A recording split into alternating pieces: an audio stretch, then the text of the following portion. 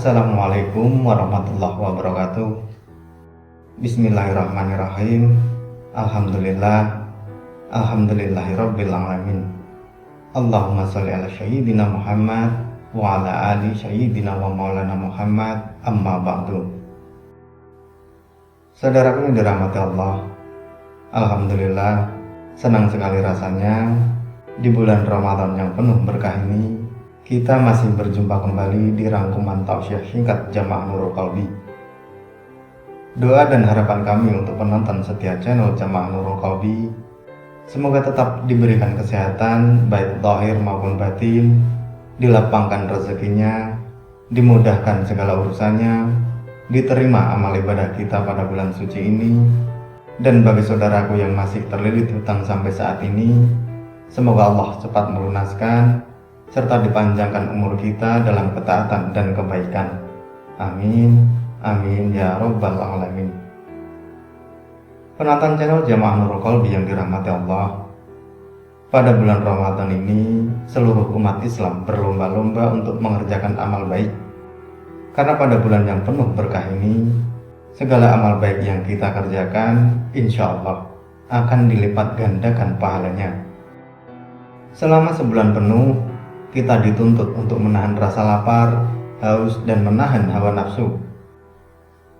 Yang perlu diketahui terlebih dulu adalah meskipun banyak amal di bulan Ramadan yang telah kita kerjakan, namun pada kenyataannya belum tentu semua amalan tersebut bisa diterima.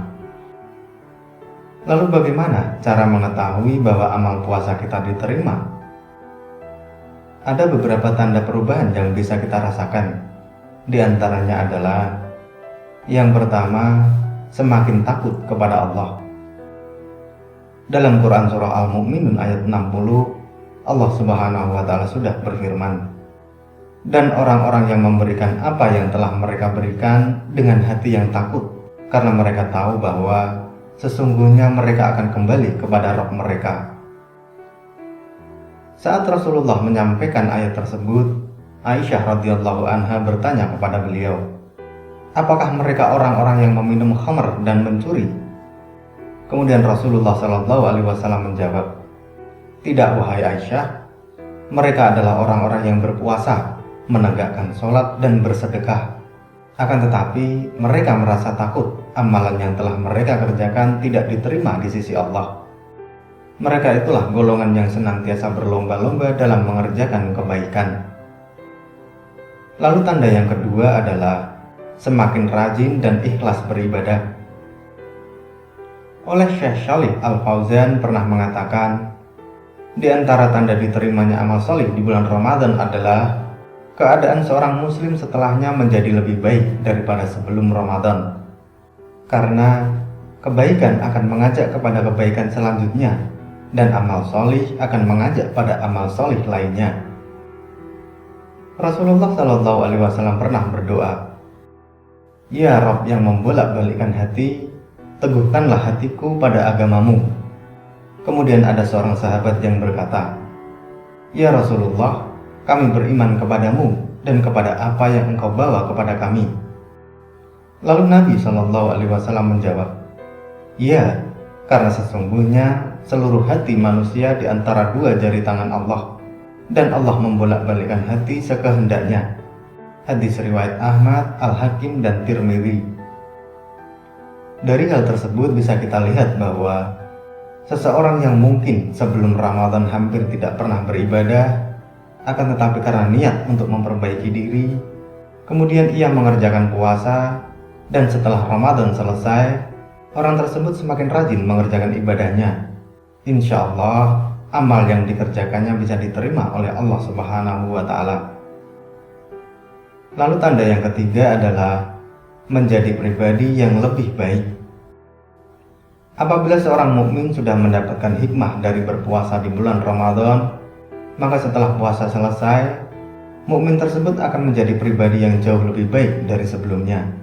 Misalnya dalam hal bertutur kata, perbuatan, tingkah laku, dan lain sebagainya.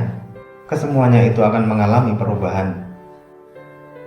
Ibnul Qayyim rahimahullah pernah berkata, tanda diterimanya amal soleh Anda saat hati merasa bahwa amal soleh masih hina dan kecil, sampai orang-orang yang benar-benar mengenal Allah selalu beristighfar setiap usai melakukan ibadah. Adalah Nabi Shallallahu Alaihi Wasallam bila selesai salam dari sholat, beliau beristighfar sebanyak 3 kali. Allah juga telah memerintahkan hamba-hambanya untuk beristighfar setelah selesai melakukan ibadah haji.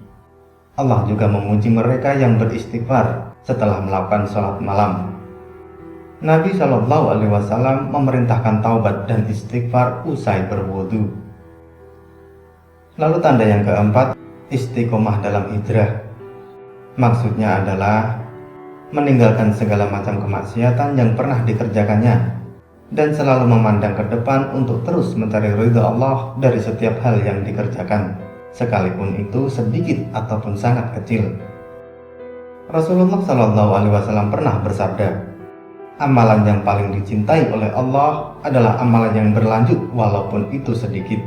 Hadis riwayat Muslim. Dari 4 hal yang sudah disebutkan tadi, pastilah akan muncul suatu pertanyaan dalam diri kita. Apakah benar melalui keempat tanda tersebut puasa kita pasti diterima oleh Allah? Dan bagaimana jika hanya ada salah satu atau beberapa tanda saja? Apakah itu artinya ibadah puasa kita tidak diterima? Saudaraku yang dirahmati Allah, tanda yang sudah disebutkan tadi hanyalah sebagai tolak ukur seseorang dalam menilai ibadahnya di bulan Ramadan ini, dan tidak bisa dijadikan sebagai kepastian bahwa jika keempat hal tersebut ada pada diri kita, itu tandanya puasa kita diterima. Atau jika hanya ada salah satu tanda, maka puasa kita tidak diterima. Bukanlah seperti itu. Perihal diterima atau tidaknya amal ibadah puasa kita, tidak ada seorang manusia pun yang mengetahuinya kecuali hanya Allah yang Maha Mengetahui. Yang perlu digarisbawahi dalam hal ini adalah apapun yang kita kerjakan, niatkan semua itu semata-mata hanya untuk mengharap ridha dari Allah. Mengenai diterima atau tidaknya, hal tersebut sudah bukan menjadi urusan kita lagi. Sebagai seorang hamba, kita hanya bisa berharap kepada Allah Subhanahu wa Ta'ala supaya diterima amal ibadah yang kita kerjakan selama ini.